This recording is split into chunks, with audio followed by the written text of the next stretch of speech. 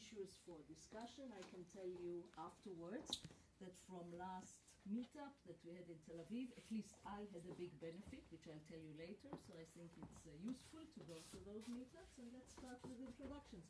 Who are you, what do you do, and why you are here? Very short. Basically, Mati and I wrote some points that we'd like to discuss with you, and these are a basic for discussion, and anybody who wants to know more about Airbnb and so can ask people who do it. I know a bit about it. My son wants to get into it, so because we have some apartments in Tel Aviv as well, so I've explored it, but we have not yet tried it. Because the apartments belong to my husband, who is from another generation and is very, very anxious about doing this. So I'll raise maybe the first. I have written 9 points. You have another 7 or 8. So I'll raise the first 4, and then we can have a discussion. And those who feel more comfortable speaking Hebrew, just speak Hebrew. Obviously this came because the great enabler is the technology, the IT, the fact that we can get all this information online.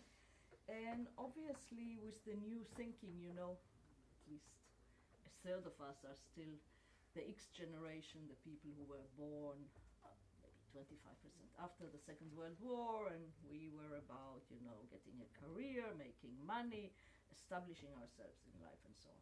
Most of you are the Y generation, like my kids, who want something more in life and want to contribute to society and want to take care of, the environment, and that's why you do green things and so on. So part of this sharing economy is also a thinking, why should we use 20 private cars if we can use one between 20 people in different times?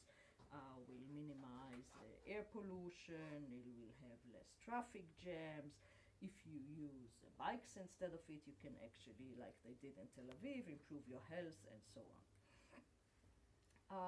Now this creates new industries and new products like insurance for those things, and somebody were talking about investment in those things. It creates a big problem, and I'm sure that some of the people who wanted to know about it, because this came up last time, about the taxation. Do I declare it? Don't I declare it? Will it remain legal? Because let's say in New York it's illegal anymore. In Paris and Tel Aviv it's tolerated. The whole issue, and I'll stop here, I'll give maybe one more point of confidence.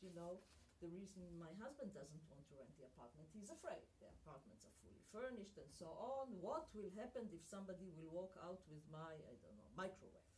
Okay?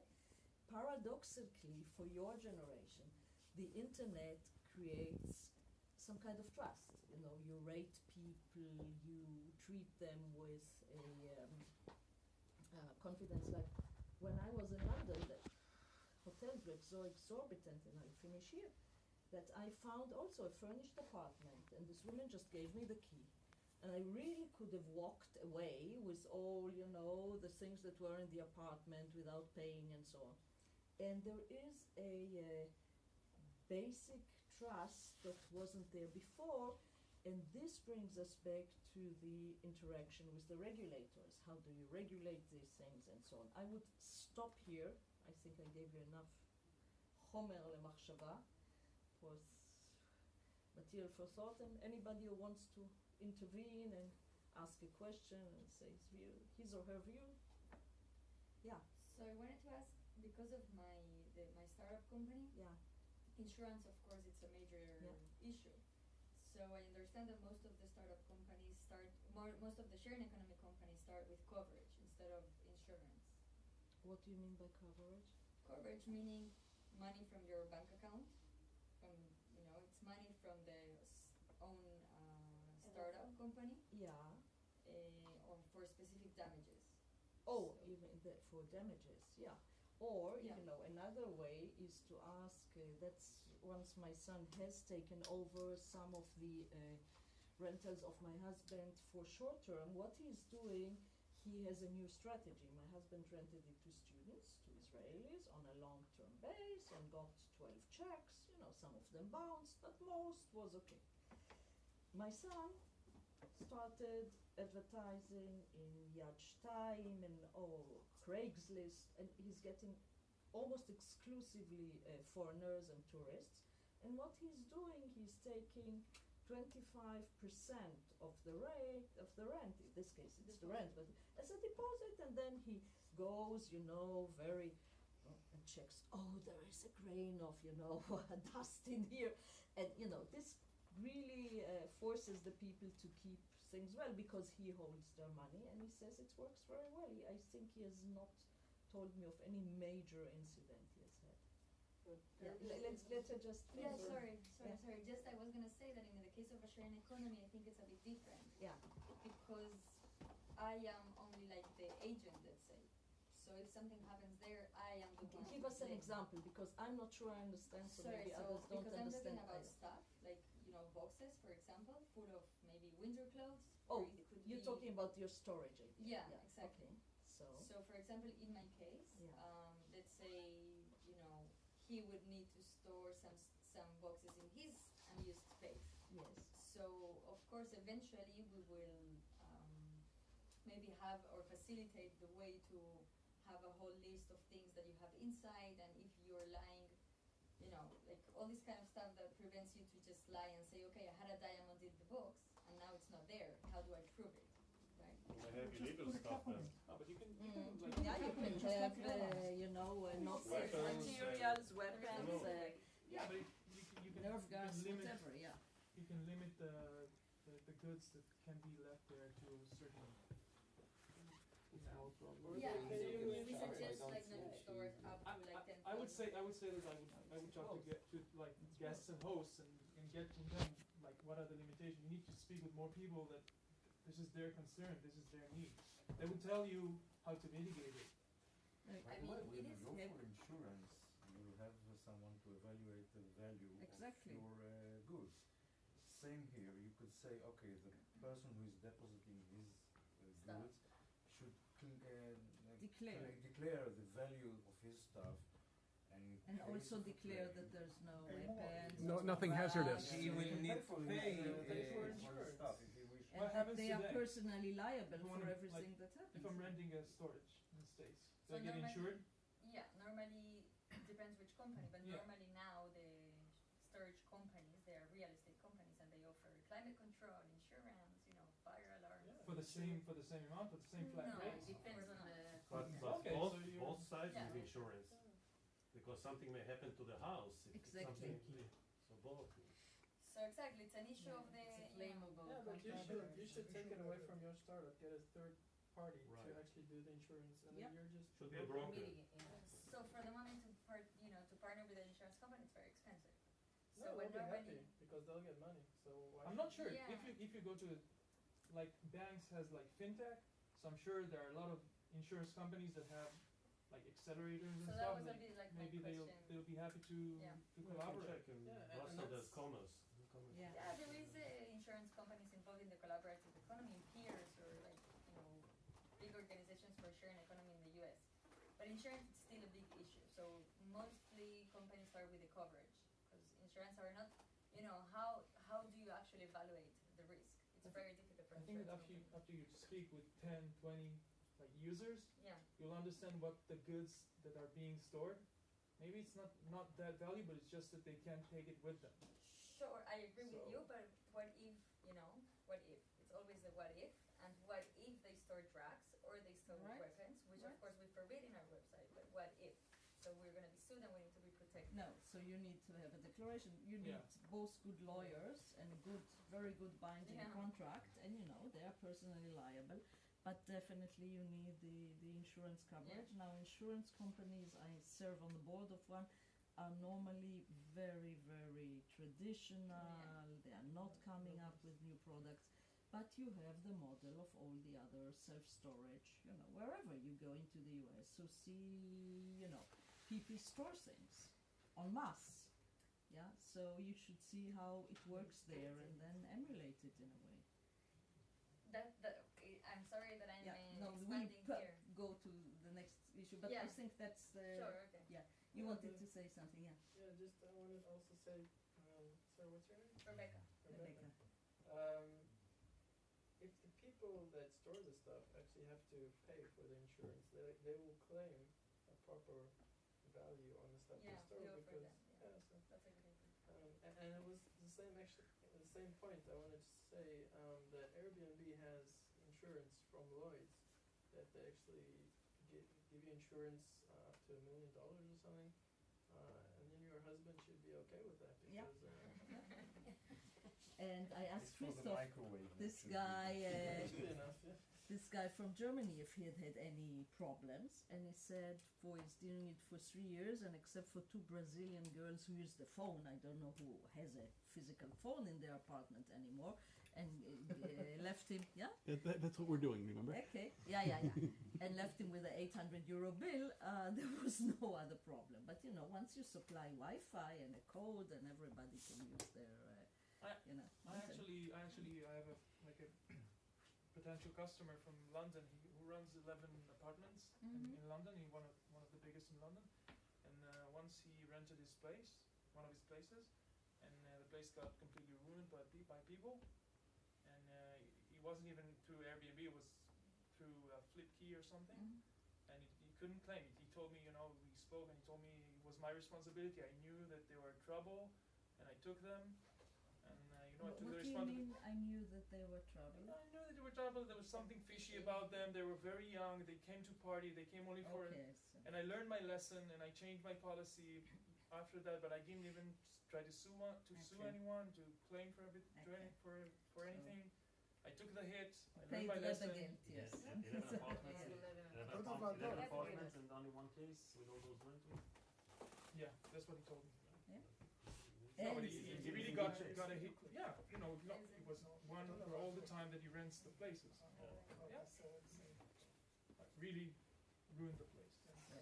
But I think that we are learning that there's, in most of the cases, and my experience, talking from over 30 years of business experience, is most people are not crooks or thieves or liars and so on. They're just different, and once we sense who they are and what they want, and that's, I think, like that the service like Guesty, which supplies the overlayer of Airbnb, that actually meets the people and see who they are and checks when they leave and so on, is very important, and that's at least one thing I don't. Guesty.com. And I was so happy because my son says, I have a big problem now. I want to rent the apartments in the summer. This means I can't have a summer vacation. So I said, okay, get 3% less. Use Guesty. Yeah. Raise your price with What? Yeah. So I don't know. We'll have to try it, but we'll see. Any other thoughts, points, questions? Yeah. Thinking about promotion, I mean, I'm looking at my specific case, or my father-in-law's case. If he wants to make a transition into one of those platforms, there will be a learning curve and the entrance. And I'm thinking about equivalent cases in other industries, and there are a lot of professionals who do the promotion so that you get first when you do a search on Google and so forth. Is there any way or any businesses that are doing promotion of Look, this there is kind of all activities? these SEOs, search that's what I'm engine, saying. but SEO not for the search engines, but for promoting. but you can use it. What I learned again, I just read an article recently. Let's assume that someone goes into Airbnb. And then he starts looking into the comments and remarks and feedback from guests. That's an accumulating process. How do you get a better ranking inside Airbnb? How do you raise your ranking? How do you? I'm not sure I can answer I that. don't think I can I tell don't you think what you can. not to So do, but this is what let's he's asking. Actually, the ranking process and how to please, and then I'll tell you Make what not your to do. apartments really nice.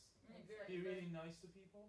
Give them good service. Give them a chocolate at the end Uh, all the time. One tip I'll give you, which will actually, we took pictures of our apartment, and we thought they were good, and we put it on Airbnb. Nothing really much happened. There was a few people interested, and And then Airbnb, I found out Airbnb gives you a photographer for free. Oh. They sent a professional photographer for free, absolutely for free, and he took pictures and he 3 put them hours. up. And pictures, I wanted to buy my house, but and suddenly you see like people just swarmed on this apartment, and that's why Airbnb actually succeeded. That's very nice. I wasn't aware of it. Yes, please. It's very nice. Regarding the rank, if you want to be higher in the rank, you have two things. רגע, בוא נעשה אחד אחד למה אי אפשר סטריאו. Logo on it? Has a watermark. But then you cut the watermark and do you And he legally didn't own? send the do you original. legally No, own No. he it? didn't send the original photos as well. No, They it's just, there. I think yeah, they're sent some. So Okay. on contract the says that you website cannot- look that you for the cannot use it. photographer. Their contract says Yeah. contact Yeah. company. Yeah. So you can And use check it. it. The information that you put is yours. Oh, okay, so you can extract it. Partners, collaborators. Yes, Okay. other hosting sites. That's access a- to this כן, info. כן, זה בחור. Yeah. The information that you put on the platform. 3 שעות. The information they He's give a you. professional photographer, and it's amazing. Okay, No, no, let's sorry. continue. Yeah. Regarding your rank, Airbnb offer you two ways to be like, you know, the SEO. Like, the one way is how fast you answer like a call or a message. They say the more, like the faster you answer, they give you like a better place. The second one is obviously recommendations. So it's how you treat the guests. So it's like they have like calculation about like the fast you answer plus recommendation. have This is an the way they algorithm put you for that, exactly. And this I'll tell you what not to do. I booked that apartment that I use now by booking.com, and I have a long history with booking.com. And one of the things you don't want to do is to give incomplete information. Like I booked this apartment and it says £255. Okay, for 3-4 days. Okay, I come, there's this Russian woman who barely speaks English and give me this bill and it says $255 plus 40 for cleaning, plus 35 for commission, plus 400, so on, in cash. I say, hey, you know, I brought £800, no, euro, which I couldn't check. I said, well, what is this? You know, I gave Booking my Credit card. my credit card, charge it, what, you know, and it's a business credit card, and the cash I wanted to buy some stuff, so I was, sorry for the word, pissed. Then she showed me some things, but didn't you know there were blinders like this. Some people are technically apt, I'm not, you know, I may have other attributes, but it got like this. And there were kids passing, so each time I had to change, I had to go to the other room because I could put the blinds down. So I gave them a very low marking, and I said, dishonest publicity, they didn't explain enough, I felt myself, and they really went out of their way, they tried to be so nice, but for this, and then I called Airbnb in London and I said, look, I am not going to pay twice. Can you please guarantee that when I give the cash to this woman, you're not going to charge my credit card? She said, yes. I said, please give it to me in writing. All this, I said, look, my major complaint is not to this Russian woman, but actually to the website, to Booking in this case, that allowed this to happen because I actually paid 80% more than I thought I'm paying. I had to organize cash, a whole thing. So you should really think about your customer, and stupid things like, you know, the blinder, you know, can ruin your whole experience because I want to go to my room to take things out of my thing and get dressed, and I can't because there are these young guys walking in front of my window and I can't close it. So these kind of things I think make a lot. And this whole photography, it's the same. I gave a course on eBay with some professionals, and the way you present and the way you photograph things is, I can't say how much is important. So it's worthwhile, you know, if you get this for free, wonderful, but if not, worthwhile giving $100 or $200 to a photographer and get a professional job. Yeah, any other questions? So I'll raise another issue. Last time the issue of taxation came up, and I'd like to put it in a bit more of a large scheme. You know, in most of the cases I have heard and know of, people do not declare this income and do not pay tax of it. Now, at least theoretically, not in Israel, because we are not a land of friars, but in most civilized nations, tax is something that goes back to the society and so on. Now if we have the shared economy phenomenon, where people as individuals make more money, but the state does not get a share of it, it's a problem. Then again, I believe, and this is something that all of you who want to build your businesses around the share economy, because I am a member of a, as I said, financial service industry company, so I go to a lot of conferences about taxation. This is the issue that all the governments and accountants and so on deal with nowadays. And I can guarantee you that it will be taxed. And you'll have to declare it and so on. So again, this is something that you have to take into account. And again, if you want to speak about it and so on, that's one of the issues that's associated with the whole shared economy, that it will have to become part of the formal, regularized, declared economy. Yeah. What's the situation now where you're supposed to pay tax? Theoretically, yes. Theoretically, you have to Theoretically, declare it Airbnb as already income. supports Every income. taxing. Yeah, you know, it's like, you give private lessons. Theoretically, you have to declare it. I don't know any But Israeli rank is who does above a certain level. I'm not sure. 5,000 is more. You must Yeah, you no, must no. declare. You see, But- your $400 tax rate can be per year. 0, but you must declare it. It's two different issues if you pay tax or not. Exactly. So I You know. can say, for us, for example, of course, we also had this issue because in a way, it's considered that we're registered in Israel, so we're not an American company. So it's considered that what we call the renters, the people renting the space, will pay us and we pay the space owners. So they have to declare the income coming from us.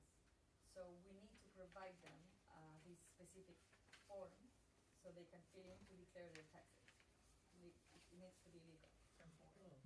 But of course, we've talked to some lawyers and they say, look, you don't need to start doing it. Like maybe in 6 months you say, I didn't know about it, or they told me I didn't need to do it, and you do it all at once. But is it an Something. issue for them that they can't get a tax invoice from you? Is that okay? Or do you give them a tax invoice? Or I need to give them. I need to give them the form to fill in, and they need to send it. It's online, everything, so it's quite easy. But it's a You major don't need issue. to report It to is the a major IRS. issue. They have to report it. They have to report it. It's not And your I need- problem. It is mine because I'm paying No, them, and But they you need to provide the income. provide them the Sure. form. Yeah. You don't need to, Same. I don't think you need to report directly to the IRS. No. They report. I provide them the invoice, which course, is the yeah. form, and they pay. But it's more than just the IRS. She's in the States, so she now needs to do Boston taxes, Obviously, Massachusetts taxes, federal, and state, federal yes. taxes. City And that gets federal, very Some of the complicated. states, yeah. Yeah. Not me, but the space owners. Yeah. No, but it has to be No, you included in should. the price that you're collecting. Money go through your company. You're collecting the money from the people who are doing it, aren't you? Yes. Yeah. So therefore you have to collect the local taxes. City, But you still have to do it. state, Okay. federal in So the it is US. a major Yeah. issue. That's It definitely is. It and is a we're major meeting issue. now with Israeli lawyers to understand what's the best structure to do. Yeah. You need to deal with Israeli lawyers who understand the US tax code. Absolutely. And it's very complicated. It is because professional legally they can only tell you what happens here in Israel.